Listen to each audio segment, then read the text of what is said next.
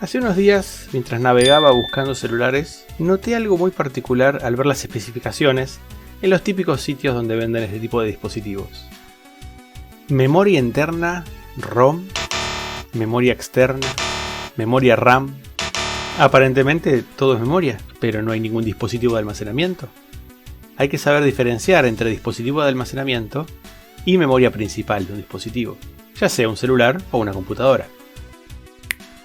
Desde el punto de vista estructural, podemos romper esa burbuja de la computadora en diferentes partes.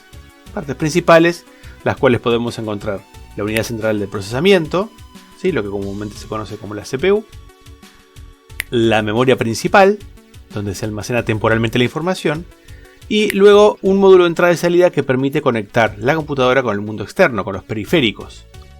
Los periféricos obviamente van desde un teclado, un mouse, un monitor, hasta los dispositivos de almacenamiento, en donde se guarda la información de manera no volátil. Es importante distinguir entonces la diferencia entre almacenamiento volátil y almacenamiento no volátil. ¿Sí? Cuando hablamos de almacenamiento volátil, nos estamos refiriendo a la memoria principal, a la memoria RAM. En estos casos, si la computadora se apaga, los datos ahí almacenados se pierden. Por el contrario, aunque se apague la computadora, los datos almacenados en un dispositivo de almacenamiento, como un disco rígido, no se pierden. Pero vamos a ver esto un poco más en detalle. Vemos un ejemplo un poquito más práctico. Probemos a ver qué pasa cuando escribimos un pequeño texto en un bloc de notas. Bien, el Hola Mundo aparece en pantalla. Temporalmente está siendo almacenado en algún lugar. ¿En dónde es eso? En la memoria principal, la memoria RAM. Básicamente la memoria RAM es una forma de almacenar información de manera volátil, pero de acceso relativamente rápido para lo que es los tiempos de respuesta que requiere la CPU.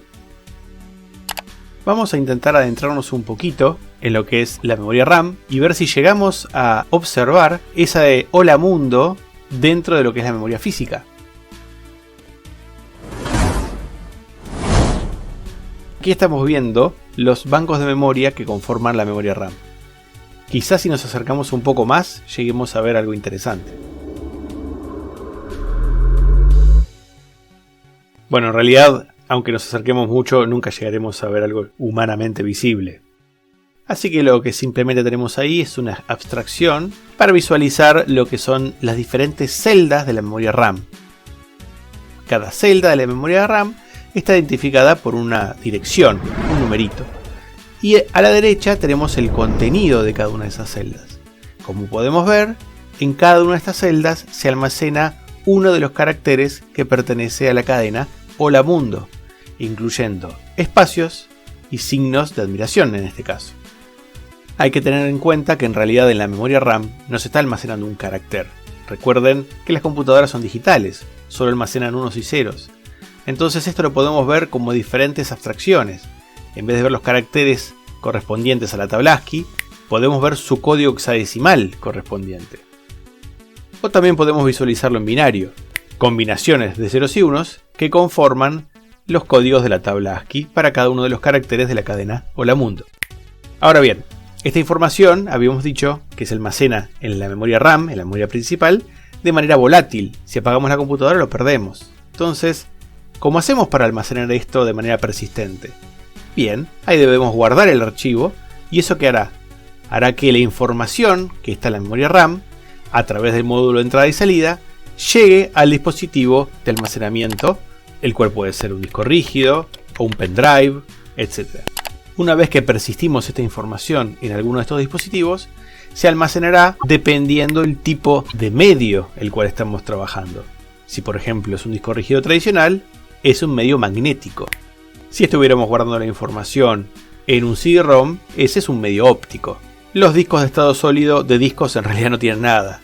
Son un conjunto de transistores similar a lo que es la memoria RAM, pero de mayor capacidad y menor velocidad de acceso, aunque también de menor costo por byte.